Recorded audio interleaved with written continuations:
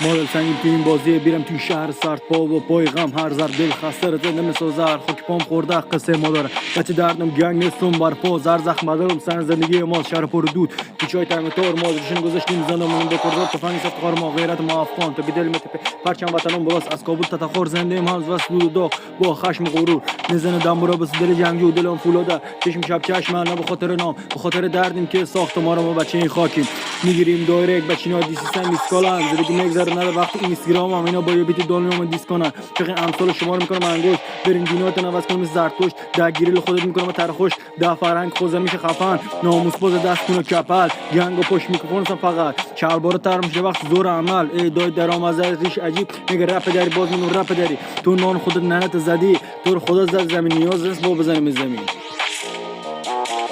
خودم بالا شدم که پشم نیست توی تاریکی مرا ترسی نه گپ نزن زیاد مخاطب قانونم یک نگاه که نابودت کردم کوچه تار است مرا روشن فکر هر کی طرف آمده بیجان است پول توی بکس کپا توی جنگ رفیق کم از دشمنا پررنگ چشمون سرخ دشمن کمین من سرپاس کسی نخور از زمین کلان شدم بین کلای شکار نتر از من نمیل فرار گرد خاک ما میره تا تخار میزنیم صدا میره تا کوسار زندگی فایته چشم بیدار پای ما محکم دشمن بود حرف میزنیم ما ملرزه میدو هر کی کلانداغ شده پریشان این قانون ماست قدرت افغان جاده را بسیم ماشین دیوار هر ما سخت نصاب اشار ما نمیگریزیم کار ما اسرار کسی بالا نیجا زلای متعال هر کم قاشه رفت زر